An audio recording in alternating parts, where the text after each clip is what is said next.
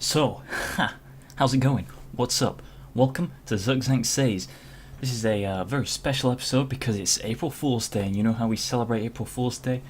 We talk about the history of April Fool's Day here on the Zirkzank Says channel. That is, that it originates in Korea. In the native tongue, it was called as April de Fooli, and it was around in the very, very early days, in the 12th century. It's been around since then. Back then, they used to cut each other's foreskins off and put it in their anuses. I think we've come a long way from then. Now the pranks have escalated. Sometimes, though, pranks do go wrong. They do go sexual, and they do happen in the current year. But let's try and keep this April de Fooli a very safe one, very, politically correct, friendly to the outsider, so that you don't kind of push away the new people who might want to come and celebrate this long time, very special and deeply rooted tradition that is part of global culture. To be honest, it's a globalist phenomenon that we need to try and embrace and respect. It's what's going to end terrorism. It's going to bring everybody closer together. Everyone will be just dancing around in fields of flowers once we make April 1st the day of world peace. But I think before we can do that, we have to kind of drop a few nuclear bombs. I'm afraid to say, we need to wipe out the human race. I know, you might think, I don't really want to do that, but if you think about it logically, it's you'll appreciate it afterwards. So I'm saying you'll thank me later. Don't worry. Don't worry. That's all I really have to say in this episode. I just wanted to make a very quick shout out to April de Fooli, that Korean festival. Not the one where they eat dogs. I mean, they have that all over that area, but yeah, that's a weird thing. Is respecting other people's traditions, when it has nothing to do with you, just because you don't like it. Is that what April Fool's is? People saying that about April Fool's? I don't celebrate April Fool's. April Fool's is bullshit. People go around saying that. Same thing with Valentine's Day. It's just a commercial holiday. You don't have to fucking celebrate any of that shit. I don't want to get on board with that. Fuck April Fool's Day. Fuck Valentine's Day. It's all just marketing scam bullshit. Same thing with Christmas. It was based in a tradition somewhere, and then along the way it just became a commercialist kind of thing. But you can still enjoy it, You can still enjoy it. On the other hand, it doesn't matter, What I really wanted to say was just, when I started out making these Zirkzank Says videos, I was like making them to be like 2 to 3 minutes long, just to be like this, quick, fast banter, talking mad shit about April 1st and the fucking Koreans. I don't disrespect Korea. I'm just saying that now. Like the 3 people who watch this and say, "Oh, he's racist." Listen, I'm not racist. I have Korean friends. No, I don't. But that's a funny one to say. I'm not racist. I have friends of the race that I just insulted. So therefore, it's okay. They gave me the okay card. They said it was just fine. But the thing with YouTube is that it works better if your videos are longer. For me at this stage in time, it doesn't really matter because I don't have any dependency on YouTube, so I can make my videos as short as I want or as long as I want, and the ad revenue will be the same. I get about like 3 pence from each one. To really be self-sustaining on YouTube revenue, I think you need to make like £200 a week. That's like scraping by. You could scrape by making £200 a week from YouTube ad revenue, and when your CPM is 5, so that's the cost per mil. So for every 1,000 views you get, they'll pay you £5. Now, you can do the mathematics, and I did it at one point, and I can't remember. What the conclusion was, but it's something like 10,000 views a video if you make a video a day, or no, it wasn't. What the fuck? That was for something else. I'm not going to try and do it here. I'll make a spreadsheet about it, or you can make a spreadsheet. But either way, to be fully sustaining on that and scrape by, you'd need to do that. However, in recent times, actually, consistently has been the case with YouTube. They keep making it so that it's very difficult for certain groups of content creators on YouTube to keep funding themselves to make more content. The most recent one has been that they've basically just flagged a bunch of videos. Oh, you can see my orange juice, my OG, nigga. That was Nigga, not the one Nigger. Nigga and nigger are different words, but I say them the same because whatever. That's beyond the point.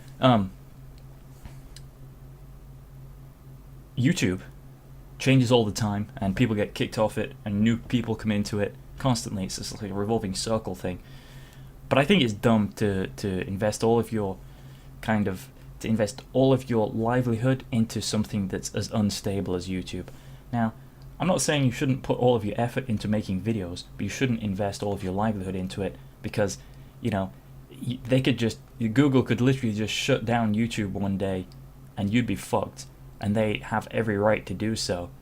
They literally could just do that. So relying on it for your income, not a great idea, but putting stuff out there for people to watch and be entertained by, great idea. Keep doing that and put all of your effort into it. Don't pull a kind of clickbait bullshit. In fact, whatever, do a clickbait bullshit.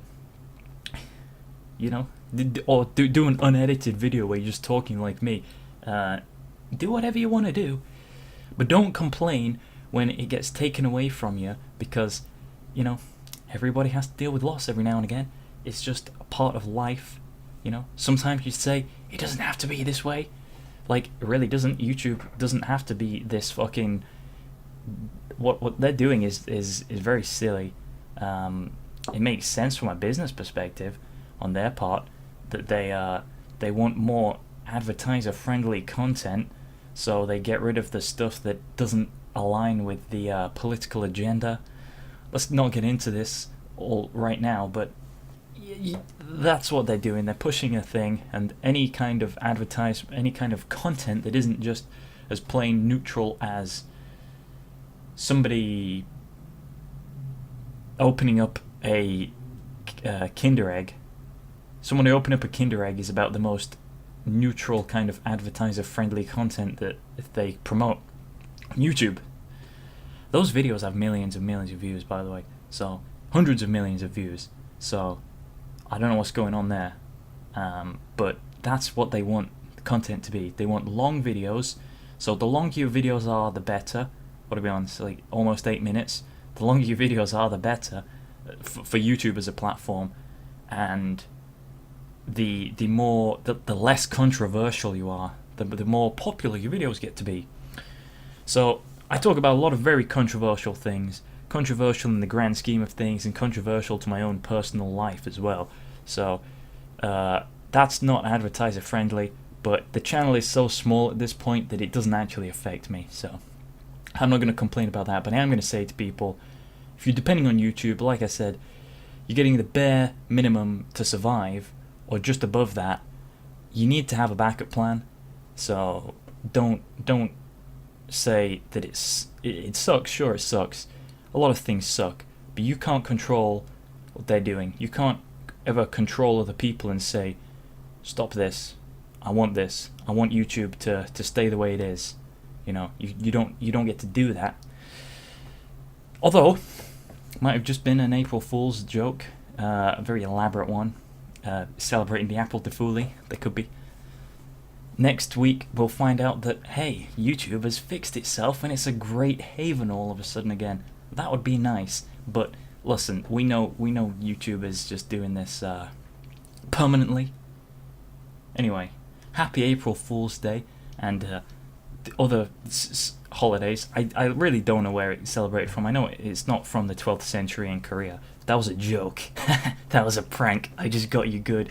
You've been fucking goofed. You've been gaffed. And I'm gonna drink some more orange juice. Thanks for watching.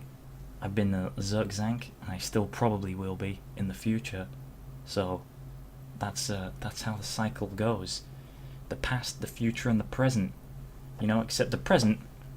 Now let me get on to this real quickly. I was gonna say close the video, but you can't actually live in the present, because living in the present only works while the present is ultimately perfect. But also physically, you can't physically live in the present because of the way that your brain interprets things. You have to process information before you can even say that you're experiencing it. Like the physical, atomic, and just straight up chemical reactions in your body take a little bit of time. They're not instant. Even the speed of light isn't instant. So you're seeing things as they were in the past. It's a very, very recent past, but everything's the past. Same with your cognitive abilities. Everything you think and calculate is done retroactively to what you perceive to be the present. The future, you have very little control of that. You can predict what the outcomes will be. You can never be 100% sure of what will happen, other than within the laws of physics, you can predict that there's like a 99.999% chance of things will occur. But ultimately, the best place to live is thinking briefly in, or extensively in, the short-term future, very much enjoying the past, and planning for the long-term future. Enjoying the present in so much as you have the capacity to do that, but ultimately, going forwards as opposed to staying in the same place is the best way to go about it. Long story short, what I'm trying to say is, can you subscribe to my channel, like my video, and thanks for watching.